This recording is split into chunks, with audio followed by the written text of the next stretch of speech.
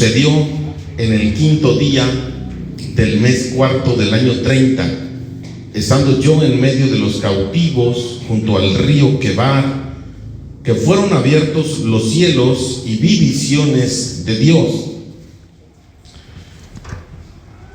En el 5.º día del mes, en el 5.º año de la cautividad del rey Joaquín, vino palabra del Señor al sacerdote Ezequiel, hijo de Buzi, en la tierra de los caldeos junto al río Quebar. Allí vino sobre mí la mano del Señor. Vamos a orar. Padre, te doy gracias porque nos permites en esta hora iniciar este libro de un profeta como Ezequiel. Bendícenos, Señor, que tú seas el maestro, que tú seas nuestro Dios que nos enseña. Ayúdanos a tener una mente abierta, humilde, sencilla, para poder recibir tu mensaje. Gracias por todo, Padre, en el nombre de nuestro Señor y Salvador Jesucristo. Amén. Muy bien. Hoy iniciamos Ezequiel, profeta mayor. Ya el pastor Manuel estuvo hablando de Isaías, de Jeremías y Lamentaciones. Ya nada más nos faltan dos: Ezequiel y Daniel. Entonces, hoy iniciamos Ezequiel y vamos a ver un poquito del contexto. Vamos a analizar estos 3 versículos solamente, pero un poquito del contexto de Ezequiel. Se encuentran muchas veces esta frase que dice: sabrán que yo soy Jehová. Propósito de la palabra de Dios en general, pero en especial en Ezequiel: y todos sabrán que yo soy Jehová. Entonces el propósito de Dios es que le conozcamos, que usted se acerque en una relación genuina, sincera, sencilla con Dios. De eso se trata la vida cristiana. No se me complique, no busque donde no hay cosas que buscar, ¿sale? La relación con Dios es algo sencillo.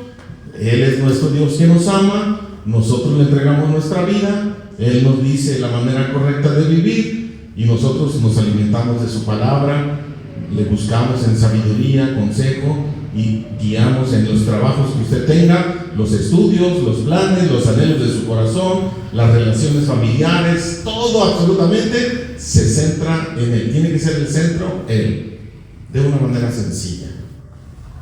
Entonces, iniciamos con esta parte de la vida de Ezequiel. Vamos a ver un poquito de la introducción del libro, lugar y fecha. Si es un profeta del exilio, ya muchos conceptos los conocemos, la mayoría de nosotros, que el reino del norte, que el reino del sur, ¿qué más? Fueron llevados cautivos por los asirios, luego los babilonios. Había profetas, que es lo que hemos estado analizando básicamente, no los reyes es otro estudio completo, pero los profetas los hemos analizado más o menos. Entonces, si Ezequiel es un profeta del exilio, o sea, cuando le digo es un profeta del exilio, ¿usted ya sabe a qué me refiero? ¿Sí o no? ¿Qué significa exilio? ¿Cómo? Que fueron llevados cautivos. Cautivo, ¿sí? Cautivo. ¿Qué más? ¿Otros sinónimos? Esclavizado, sometido. Cuando hablamos profetas del exilio, llevado, etc., están exiliados en Babilonia, y estamos hablando de que la fecha de Ezequiel es 593 al 570, es su tiempo de profecía, de servicio, de ministerio de Ezequiel, antes de Cristo, obviamente. Entonces su nombre significa, ¿qué significa su nombre? Dios fortalece, o Dios es mi fortaleza, como usted ya lo quiera aplicar. Dios fortalece. Tenemos en el versículo 3 que Él es un sacerdote, y obviamente lo tenemos como un profeta. ¿Recuerdan los 3 oficios de Jesús? Carpintero, carpintero, predicador y maestro.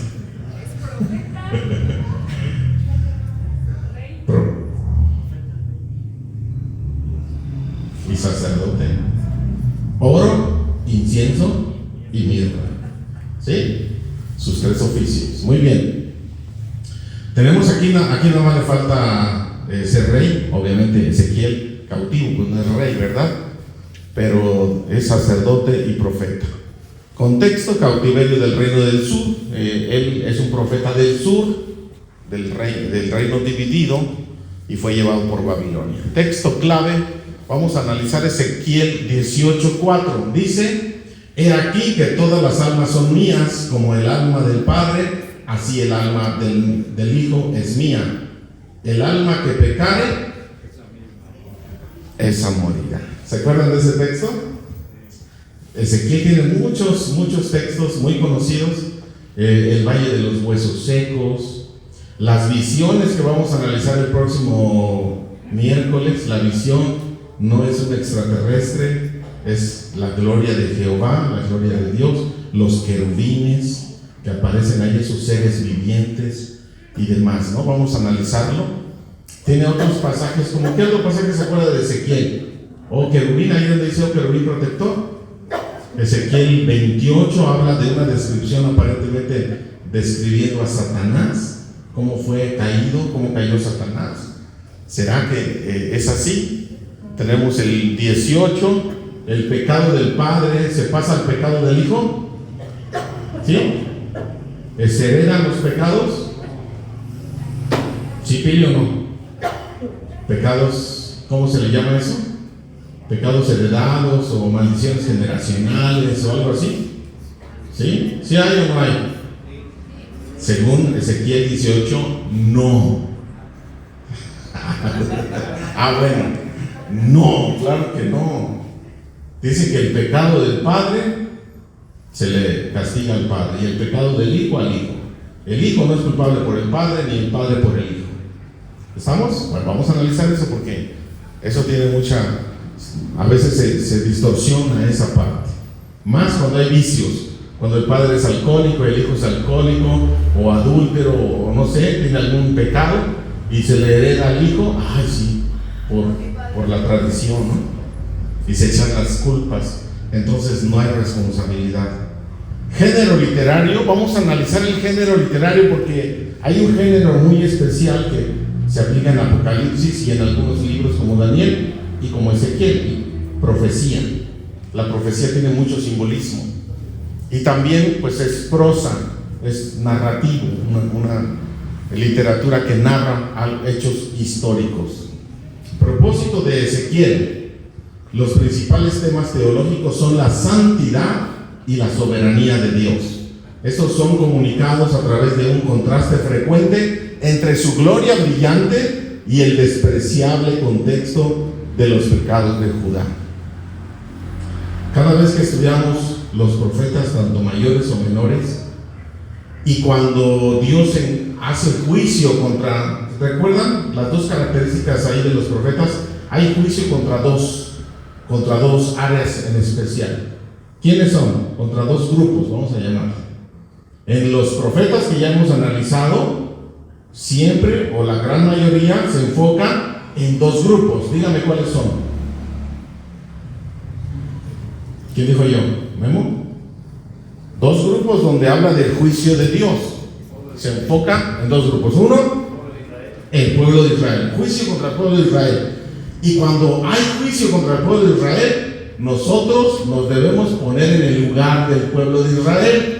Nosotros somos el pueblo de Israel, y decir: el juicio viene contra mí. Y si ves a las barbas de tu vecino cortar, pon las tuyas a remojar. Entonces, cuando hay juicio, y el juicio, otro grupo, ¿cuál es? Se traduce en el Nuevo Testamento la palabra como gentiles. ¿Cómo se llama el otro grupo? Las naciones. Las naciones. Una cosa es el pueblo de Israel y otra cosa es las naciones, cuando emite juicio contra Tiro, Sidón, Moab, Egipto, Babilonia y Todo eso lo hemos analizado, cómo emite juicios. Y cuando está emitiendo juicios a las naciones, nosotros somos esas naciones. Así es de que no nos escapamos por ningún lado. Juicio de Dios, póngase en el lugar. Es como cuando aquel que diga: ¿por qué Dios no quita la maldad del mundo? ¿Por qué si Dios es tan bueno? ¿Quieres que quite la maldad del mundo? Fórmate, tú serás el primero que elimine, ¿no? Entonces, o somos muy buenos. El juicio de Dios tenemos que enfrentarlo, tenemos que asimilarlo, porque nosotros estamos dentro del juicio de Dios, obviamente limpiados ahora con la sangre de Cristo, pero pues alguien tuvo que pagar, alguien tuvo que pagar ese juicio, o alguien tuvo que ser castigado en ese juicio donde salimos culpables. Alguien lo tuvo que pagar y fue Jesucristo. Que no se nos olvide que esa culpabilidad no es: bueno, ya eres perdonado, que Dios te bendiga, ahora eres una nueva criatura, qué bonito y qué rico. No, la vida cristiana tiene que tener una conciencia de que tus pecados fueron perdonados, pero alguien más los pagó, pero alguien más fue castigado, alguien más sufrió lo que tú tenías que sufrir. Y eso es el juicio, de eso habla Ezequiel, el juicio. Es decir, Dios no perdonó a su propio Hijo, emitiendo un juicio sobre el pecado. Los pecados de la humanidad fueron puestos sobre Él. ¿Sí o no? Así dice el texto, para que nosotros fuéramos limpiados. Bueno, entonces ahí está el contraste, la soberanía, la santidad de Dios, su soberanía, y vemos la gloria de Dios contra el pecado de la humanidad. ¿Cómo podemos conciliar o tener un equilibrio entre la gloria de Dios, su majestad y su soberanía inalcanzable, infinita, y un simple pecador que no vale nada, que está destinado? Dice que todos estamos destituidos de la gloria. Entonces, ¿cómo podemos encontrar ese camino correcto? ¿Cómo se llama eso? Gracia. No lo mereces, no lo merecemos. Se llama gracia. ¿Se acuerda Juan 1:12? ¿Alguien sabe Juan 1:12 de memoria?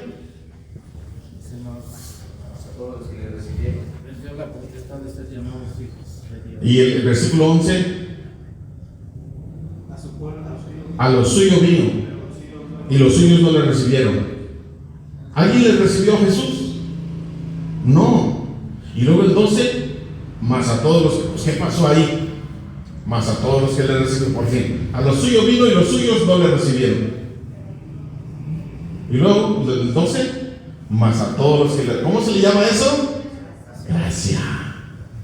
Nadie merece.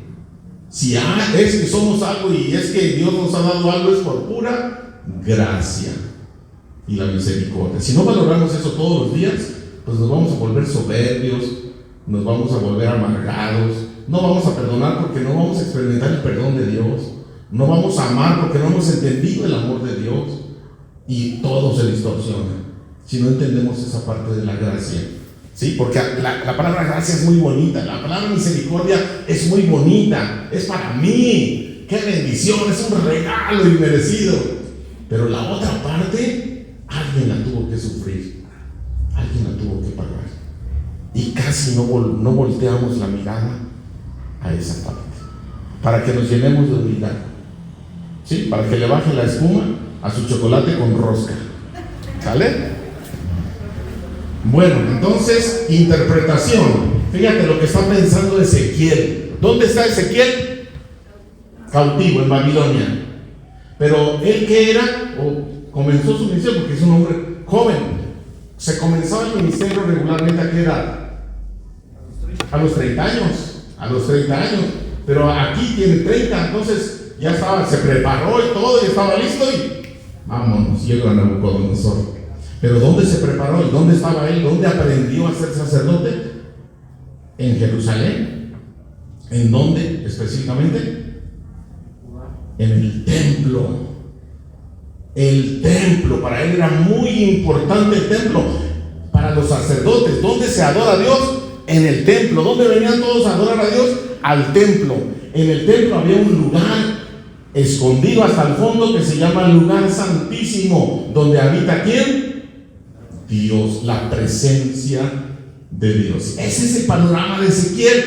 Entonces ahora se va cautivo, está en Babilonia y está pensando, fíjate, si un creyente tiene compañerismo con Dios en cierto lugar, como Ezequiel en el templo, y luego es removido a la fuerza de ahí, ¿puede él encontrar a Dios en presencia de sus enemigos?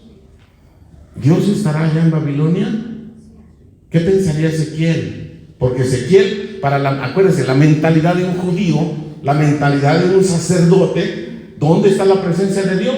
En el templo, en el lugar santísimo. Sale cautivo, se lo llevan, está con los enemigos, dice, ¿aquí también estará Dios? ¿Puede Dios ser adorado fuera del templo que Él ordenó para ese propósito? Estas son preguntas que inquietaron al profeta Ezequiel. Por eso cuando él escribe estas cosas, dice, se me apareció la gloria. Pero ¿dónde se le apareció la gloria, la Shekinah de Dios? ¿Dónde se le apareció? ¿En el templo? En Babilonia, lugar de pecadores. Está cambiando, está reprogramando la mentalidad y lo que todos 30 años había aprendido. Dios le va a reprogramar y le va a decir, yo voy contigo a donde tú estés. ¿Sale? Muy bien, introducción. ¿Alguna pregunta sobre introducción de Ezequiel? ¿Algo más que se me escape? Hay muchas cosas, pero el tiempo es breve. Oye.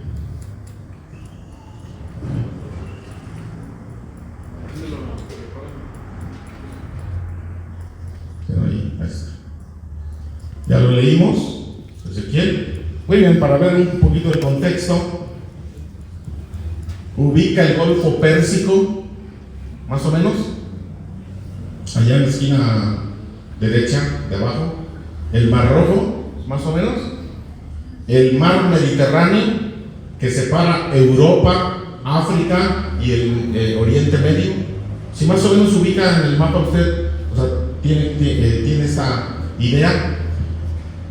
Tenemos arriba el Mar Caspio, tenemos aquí lo que es Asiria, el reino de Asiria, el imperio asirio en rojo, y luego tenemos el imperio babilónico en moradito. Más o menos, eso es lo que abarcaba. ¿Dónde está Jerusalén? Ya han hablado de cuántos kilómetros hay de Jerusalén hasta Babilonia, hasta Irak. No, ya me acuerdo que ya habían hablado, ¿no? Algo así. Sería bueno calcularlo. ¿Cuántos kilómetros eran? Porque eran días, ¿no? De viaje. Ubica Jerusalén acá de este lado. Israel es un país pequeñito. Ahorita vamos a ver otro mapa. Un país pequeñito, pero al norte tenemos a Siria, Damasco, que es su capital. Arriba tenemos, toda esa parte caminando. Se llega hasta Babilonia. Puede ubicar el río Tigris y el Éufrates.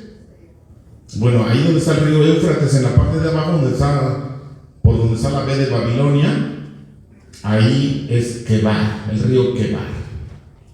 ¿Sí? Tenemos Babilonia. ¿Cuál era la capital de Asiria? ¿Se acuerdan? Cuando Asiria era un imperio y tenía su capital en Nínive. Ahí está Nínive.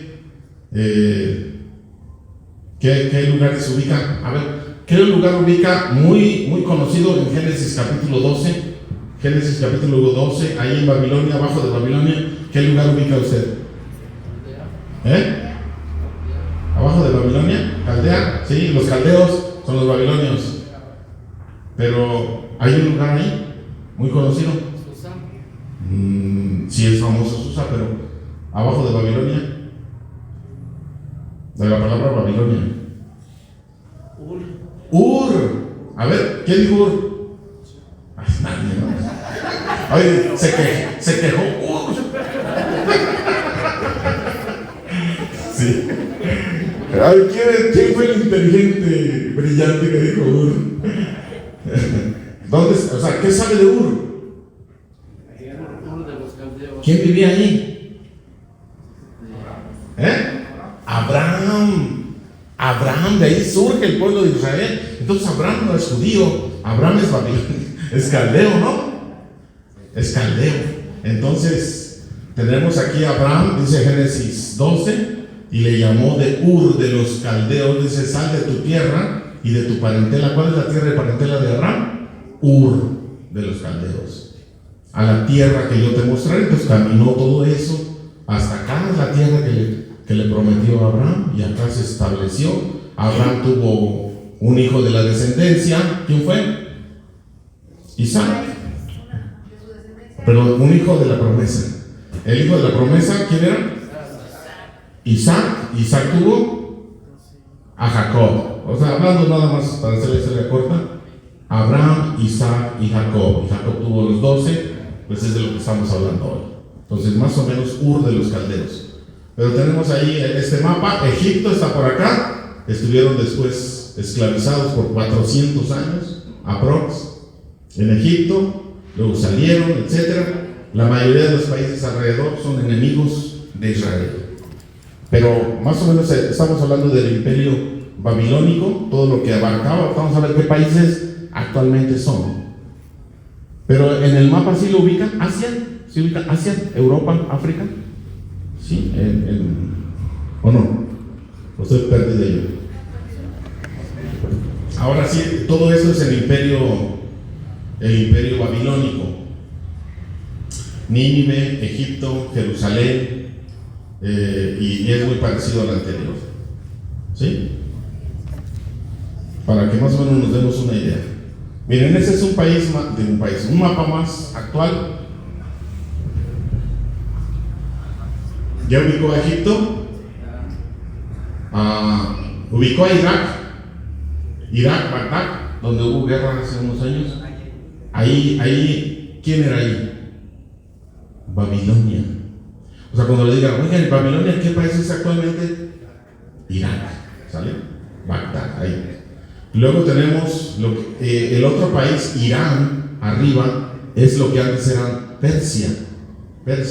Ahora se llama Irán. Tenemos Siria, que sigue siendo Siria, con su capital Damasco. Ha recibido muchos terremotos últimamente, están en crisis. Arriba está Turquía, y Turquía ya pega con Europa.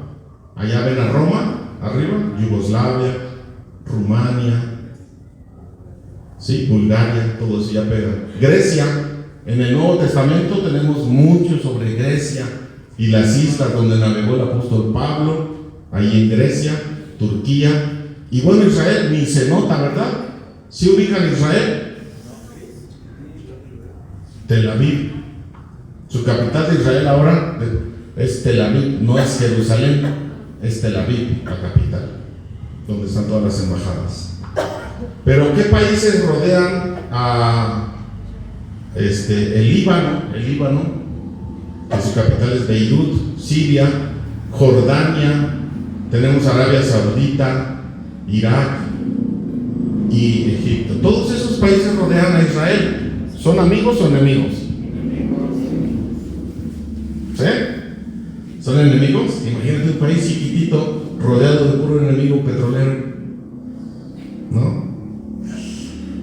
Está tremendo. Imagínate cómo está la seguridad y la policía y la inteligencia de un país que todo el mundo quiere eliminar. Bueno, todo el mundo alrededor lo quiere eliminar. ¿Cómo se sentiría usted? Que en 1948 tiene aproximadamente, de 1948 a 2024, ¿cuántos años son? ¿74? ¿76? 76. En 76 años se hizo una potencia. ¿Cómo ven? ¿Qué pasa ahí? Es un pueblo bendecido por Dios, pero es un pueblo no creyente. Aquí hay un dato: es un pueblo no creyente. No creen en Jesucristo, no creen en el Mesías como nosotros, creen en Dios a su manera, en la ley y demás cosas. Se creen en el pueblo de Dios, bueno, son el pueblo que Dios escogió. Pero dígame usted, si un judío en este momento muere sin creer en Cristo Jesús, ¿se va al cielo o al infierno? Es el pueblo de Dios. Al infierno. Pero no estás enojada, no lo sabías. Es antisemita. Si un judío, a ver los demás, si un judío, que es el pueblo de Dios, en este momento muere, no cree en Cristo, ¿se va al cielo o al infierno? ¿Al limbo? ¿Al purgatorio? ¿A dónde se va? La salvación es solamente a través de ¿quién? De Jesucristo. Y si no cree en Jesucristo, pues eso es algo muy sencillo. No podemos decir, ¿no?, quién se va al cielo, quién se va al infierno. Pero, según lo que la Biblia enseña, pues si no creen en Jesucristo, están perdidos, no hay salvación. Sin embargo, son el pueblo de Dios y Dios les bendice, comparado con un México idólatra, comparado con muchos otros países, ¿no? Pero viendo esta situación, entonces tenemos aquí países alrededor que quieren eliminar, siempre han querido, siempre ha sido un foco donde descargan el odio muchos reyes, países, imperios y demás. Bueno, ¿alguna pregunta en cuanto a este mapa más actualizado? Ahí está Roma, etcétera. Ahora, vamos un poquito más a la derecha. Y otros se recorren todos, ¿no? Aquí está. Un poquito más a la derecha. Ahora sí aparecen ya más países como la India, está China, arriba está Rusia, está Irán. Irán está grandísimo. ¿Ya vieron el territorio de Irán? Que es un enemigo que está trabajando con armas nucleares. Está Irak. Cuando Irak quiso someter a Kuwait, ¿se acuerdan la guerra? ¿Cómo se llama esa guerra? La guerra del Golfo Pérsico. Entonces ahí está el Golfo Pérsico. Y obviamente Siria es grande. Jordania, que está allá abajo. Y ahí está Israel, un pequeño país. Israel. Entonces, ¿desde dónde viajó Ezequiel cautivo? Desde Israel hasta Irak, hasta casi llegar a Kuwait, y todo eso era el imperio babilónico. ¿Sí? ¿Más o menos? Estamos hablando del contexto. Ok. Vamos a ver cronología del cautiverio de Israel. Me puse a hacer esta laminita y tenemos una línea de tiempo, si la ubican, negra con dos flechas azules. Empezamos en 931 antes de Cristo. ¿Qué pasó ahí? ¿Qué dice? División del reino del norte, Israel, y del sur, Judá. Por eso son conceptos que ya dominamos.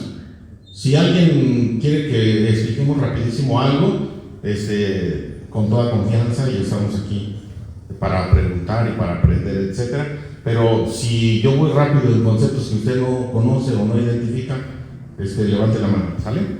Entonces tenemos la división del reino en el año 931, y de ahí para atrás, ¿qué hay? ¿Quién fue el último rey con el reino unido? Ay, no, ¿quién se la sabía? Salomón. ¿Y antes de Salomón quién reinó? David. ¿Y antes de David? Saúl. ¿Y antes de Saúl? Los jueces. El libro de los jueces. ¿Y antes de los jueces? Josué. Pues sigan los libros. Josué. ¿Y antes de Josué? Moisés.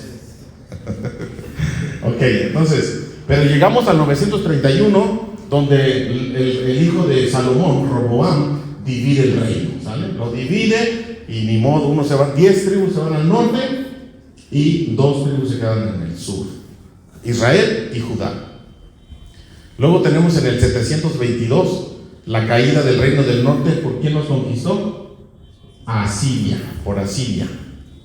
Ya vimos más o menos el mapa, quién era Asiria y demás. Luego tenemos en el 671, Asiria domina Egipto. No es tan relevante. 612, caída de Asiria por Babilonia. ¿Sí? Deja de ser imperio Asiria porque viene el papá de Nabucodonosor, le conquista y demás. A Asiria, cae. Tenemos en esa línea de tiempo, el profeta Isaías del 740 al 700. Por eso decimos que las profecías sobre el nacimiento de Jesús son aproximadamente 700 años antes de que Él naciera, en Isaías. Y luego tenemos al profeta Jeremías. En los cuadros azules son los 4 profetas mayores, de los que vamos a estar hablando mucho. Profeta Jeremías del 627 al 580. Y tenemos en el 605, ahora sí, esto es algo que ya está más familiarizado. En el año 605, ¿qué pasó? Pili. Primera deportación. Ya están siendo cautivos los del sur, pero fueron en un solo evento. Se fueron, así, ¿saben qué? Ya los conquistamos y nos vamos. ¿Sí? ¿Fue un solo evento? ¿Cuántos fueron? Déjame ver, como 3. Ahí dice primera, segunda y tercera, ¿no? Bueno, la primera deportación, el primer momento que Nabucodonosor se lleva es en el año 605, y se acuerdan, ahí se lleva a Daniel. Por eso es un evento importante, que se llevan a Daniel, al profeta Daniel. Luego en el 597 la segunda deportación, donde se va el rey Joaquín y 10,000 más. ¿Se acuerdan que primero se llevaban a los más inteligentes, educados, a los que sabían trabajar, y dejaban a los demás? Pero por eso fue por partes. Además de que Nabucodonosor no quería destruir, dejó encargado ahí a alguien y se rebeló, se fue a pedir ayuda a Egipto y aliarse con otros países. Entonces dice Nabucodonosor, ¿qué le pasa? Entonces viene por tercera vez, y ahora sí deportación de todos de Judá y la destrucción del templo. Más o menos se acuerda de esa época. El templo que construyó Salomón, Nabucodonosor lo destruyó, y todos los utensilios, todo lo que había ahí se lo llevó para Babilonia. ¿Más o menos se acuerda de esa historia? Seguimos en nuestra línea de tiempo. Ya está aquí Ezequiel, el profeta Daniel, desde que se lo lleva, ya empieza su ministerio. Daniel del 605 al 530, aproximadamente su ministerio.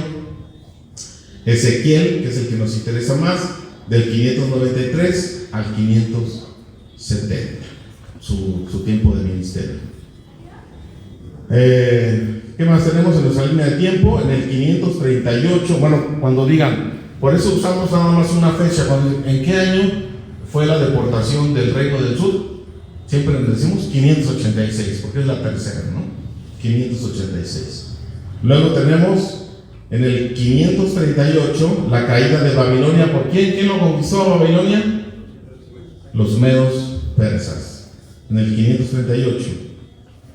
537, Zorobabel regresa con el primer grupo de 42,000 por Ciro. ¿Sí? Ciro emite un decreto y les dice: ustedes pueden regresar a su país, reconstruyan el templo y todo lo que ustedes hacen. Y luego en el 445, Nehemías, en el libro de Nehemías regresa para reconstruir la ciudad, Jerusalén. Más o menos tenemos esta línea de tiempo, cronología del cautiverio y cómo regresan. Después de que Nehemías regresa, pasan aproximadamente unos 400 años desde que el último profeta, ¿cómo se llamó el último profeta que acabamos de estudiar? ¿Qué onda, César? ¿Sí les enseñaste o no? Después de la rosca.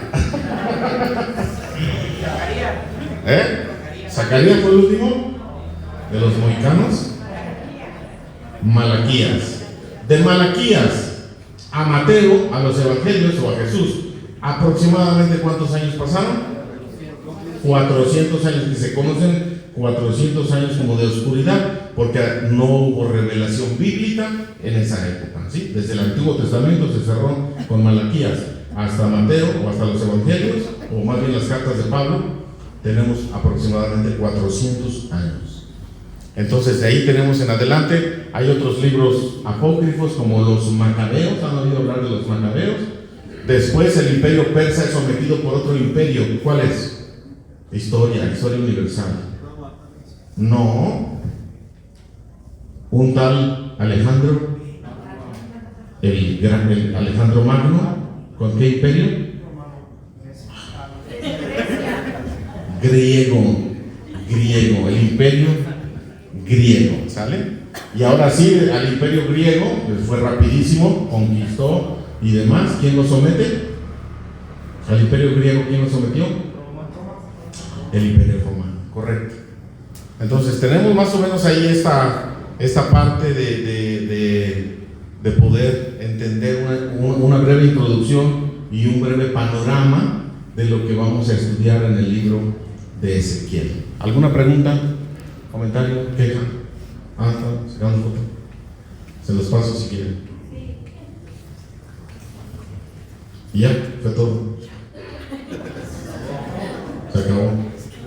Vamos a nuestro versículo. Yo quiero que los grupos familiares puedan retroalimentarse. Ahí, de season. ¿A dónde está el texto? El texto de los 3 versículos que leímos.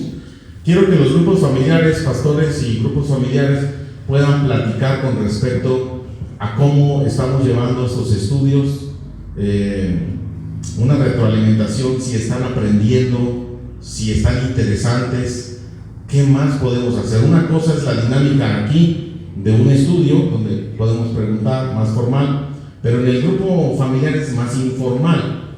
Analizamos esto, pero de alguna manera en otro ambiente. Así es de que, ¿qué dicen los versículos?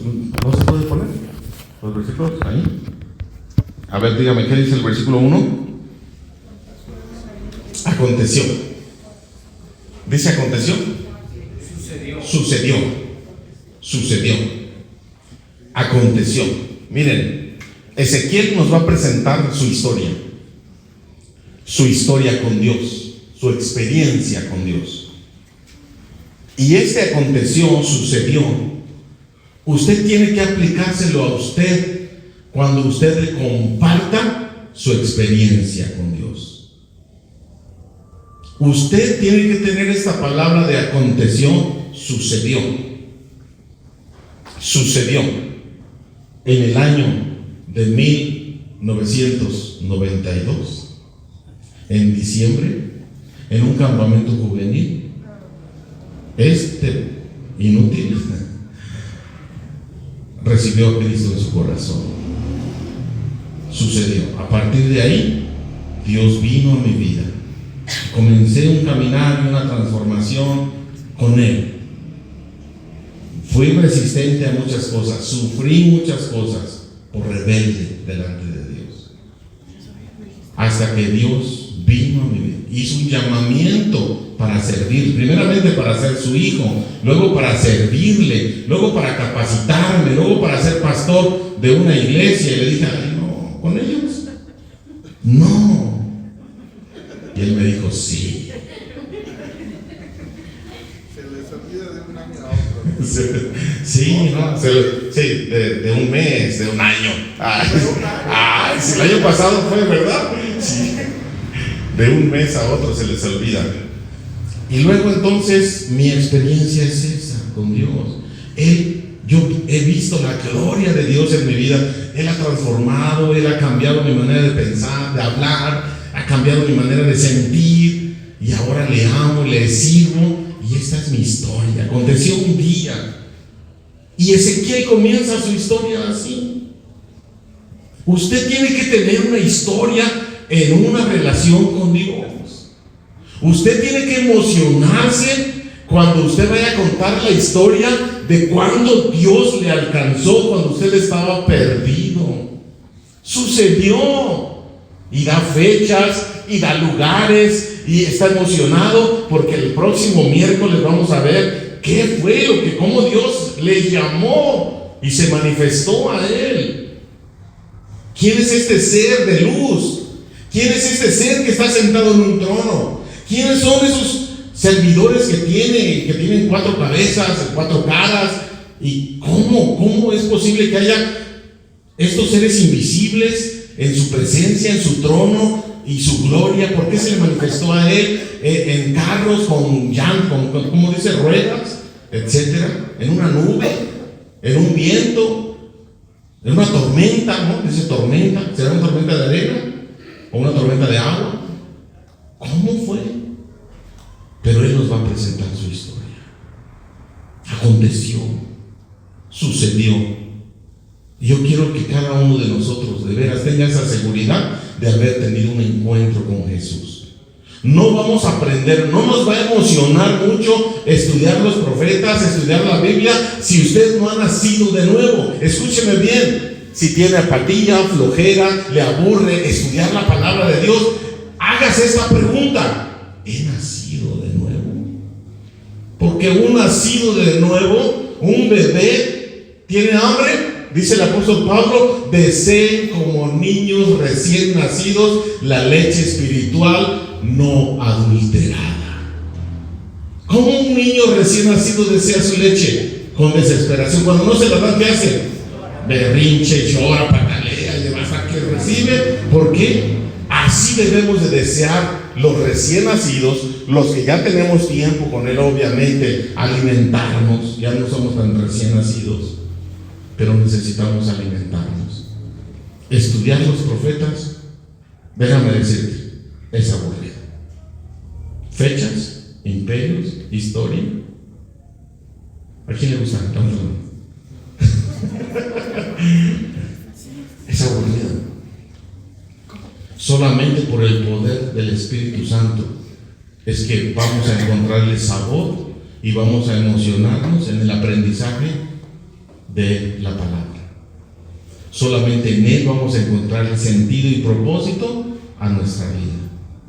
Cuando tú te identifiques con el profeta, cuando te identifiques con los juicios que van a emitir, cuando te identifiques con esa gloria de Dios que viene a manifestarse a tu vida, es cuando tú dices: yo soy su hijo, yo soy una creación especial y Él vino por mí. Y la historia de Jesús, cómo está manifestado Jesús en Ezequiel, cómo nos enseña acerca de Jesús en Ezequiel, lo vamos a ver.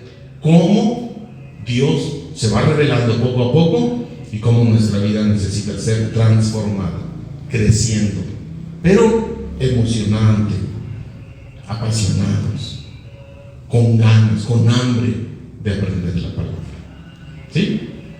Comentarios. Bueno, regularmente tratamos de que sean abiertos el grupo, de que puedan hacer preguntas, comentarios. ¿Qué le parece la manera como hemos presentado aquí a los profetas? El estudio de libro por libro y los profetas. Dígame la verdad. ¿Ha estado aprendiendo? Porque hace rato hice preguntas y nadie contestaba. ¿Ha estado aprendiendo algo que usted no sabía en estos últimos años que hemos estudiado los profetas? ¿Alguien quiere participar? ¿Claro? Bueno, a mí sí me ha gustado mucho cómo lo han presentado, porque yo no me había dado cuenta de que hablan de Jesucristo. O sea, cómo la Biblia se revela a Jesucristo desde Génesis, o sea, completamente, y habla desde Jesús, o sea, desde antes de llegar, su llegada y su segunda venida. Sí, su segunda. Entonces, eso se me hace muy interesante. La mayoría de los profetas habla de un reino milenial o un reino donde todo Israel va a reinar. Aquí vamos a hablar de eso. Y bueno, hay cosas que estamos aprendiendo. ¿Quién más? ¿Alguien? ¿Que han estado aquí los miércoles? No, tal vez no todos los miércoles, pero diga, los que he venido, me ha gustado, he aprendido, no he aprendido, me gustaría que fuera esta dinámica distinta. A ver, con toda confianza, ¿quién? O yo les pregunto. Isaí. Yo he aprendido mucho la conexión entre la historia universal y la Biblia.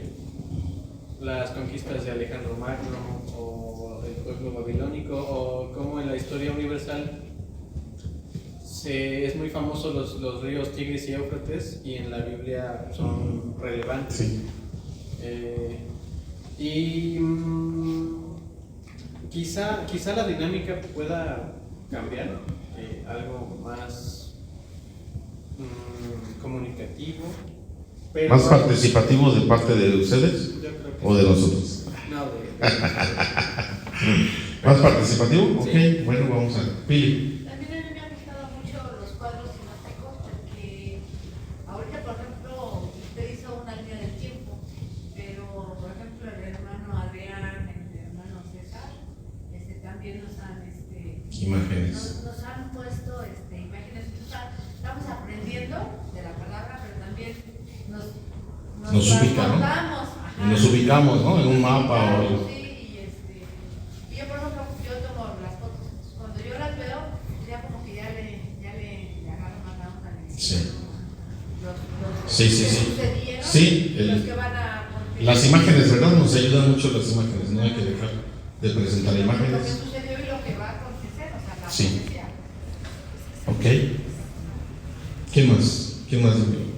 Gerardo. Nosotros, aparte de que pues, no tenemos mucho también reuniéndonos, pero sí la dinámica que tienen, que nosotros venimos más cuando ha estado el hermano César, sí está bien, pero sí la explicación está perfecta, nada más que nosotros, pues como apenas otra vez empezamos a vivir otra vez, entonces pues sí es algo que sí hay que trabajarlo. Exactamente, es eso.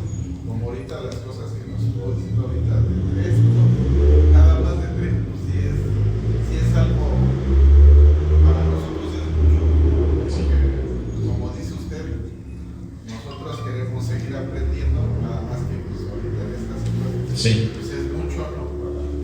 Sí. Es mucha información, para procesar. Por Sí, ejemplo. porque pues no lo habíamos visto así. Sí. Sí, porque a veces el nivel que se pudiera estar puede ser muy abajo para muchos teólogos y expertos de la palabra, o puede ser muy arriba y nosotros creemos que ya tienen conceptos pues, bien dominados y nos vamos rápido creyendo que ya entienden. Por eso hay que ver si ya los tienen. Carla. Bueno, a mí me ha gustado, me ha llamado mucho la atención, pero sí, como dice el hermano, bueno, a mí en lo personal sí se me complica porque pues estoy retomando otra vez la palabra.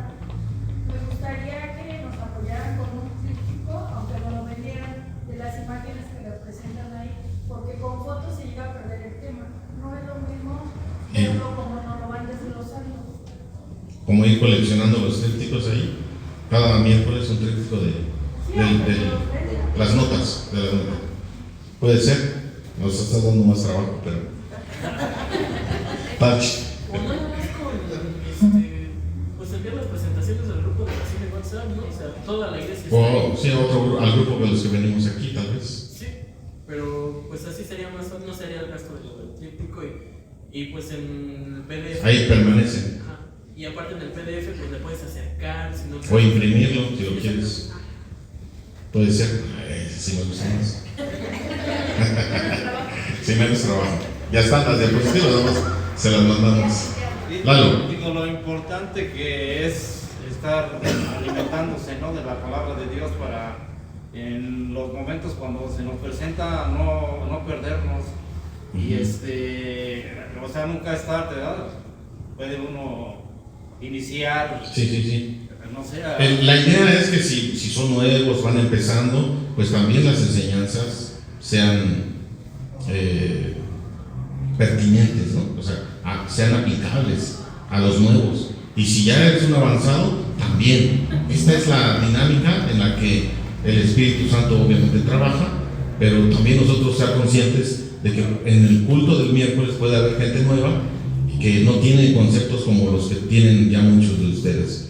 Entonces, cuando les hablo del exilio, cuando les hablamos del reino del norte y del sur, de Nabucodonosor y es nuevo, pues va a decir, ¿de qué me está hablando? No, fui un miércoles, pero no entendí nada. No, entonces, sí es importante eso. Y obviamente siempre dar un tema sencillo, pero aplicado a la vida, ¿no? Claro, ¿no? Y por ejemplo, si lo está uno estudiando, o sea, le genera a uno también dudas, ¿no? Entonces, si no puede uno disiparlas aquí, pues en los grupos familiares, y ahí se retroalimenta uno de mejor manera. Sí, correcto. Entonces, esta semana en los grupos familiares la idea es platicar cómo se sienten, están aprendiendo, porque es otra dinámica. es muy parecida, pero es otra dinámica. Entonces vean un poquito de la introducción, los pastores del grupo, un poquito de la introducción y pregunten cómo están, cómo se sienten, qué corregimos, qué aumentamos, qué quitamos. Estamos viendo libro por libro y Dios va a hablar en los temas que vamos a hablar. Dios va a hablar a nuestros corazones, a las necesidades que tengan, sea nuevo o sea muy intelectual en la palabra. Dios va a hablar, si somos sencillos de corazón. ¿Quién más había levantado la mano? Entonces, sí, asumo que vamos bien, que le seguimos así, o escuchando las observaciones y corrigiendo y que ustedes también se lleven algo, no estén tomando fotos, sino que lo tengan en las diapositivas en su celular. Me parece buena idea, para empezar. Ya lo vemos lo del tríptico, ¿no? ¿Sí? ¿Ibas a comentar? Sí, no, o sea, lo que decíais ahí es correcto. Digo, antes cuando se presentaba en un estudio, se hablaban de 3, 4 versículos, 5, Sí. y se explicaba. Sí. Y todos nosotros participábamos, como ves, se hacía más, Sí. interactuaba más, ¿no? Que así. Ahorita como que con todo lo que nos están metiendo, o sea, digo los hermanos, dice uno, Ahora, ¿qué agarro para enseñar? No. Tiene que haber un tema, una enseñanza cada miércoles, una enseñanza para poder reflexionar. En este caso, los estoy invitando a que en el grupo familiar pregunten a las personas que están ahí, a los hermanos o nuevos, cómo están aprendiendo, cómo está su vida espiritual, cómo sienten, quieren que continuemos así, o hay alguna observación, sugerencia, o queja, o algo, ¿no? Pero platicar. El asunto es platicar cómo están, cómo se sienten. No es llegar, a ver, versículos 1 al 3, y tú qué piensas, y tú qué piensas, y tú qué piensas, muy bien, vamos. No. Hay que conocer a quien estamos enseñando, las necesidades que pudiera haber, y bueno, retroalimentar en esa parte, es lo que estamos solicitando. Aunque sí vimos el tema es aconteció en aquellos días, ¿no? Muy bien. ¿Algo más? ¿Alguna otra observación para orar? Ya estamos terminando. ¿Todo bien? Vamos a orar.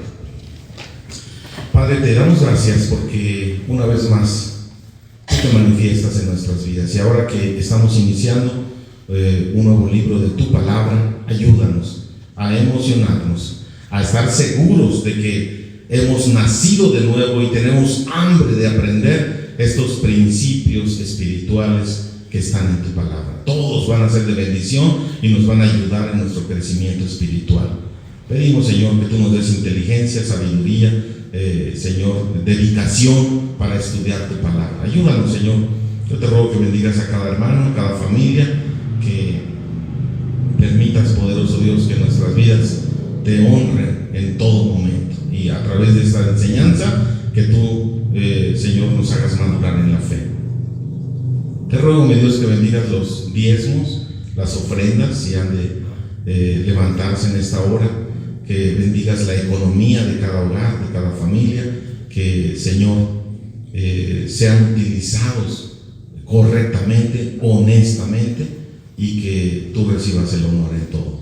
Quédate, Señor, con nosotros en el nombre de Jesús. Amén.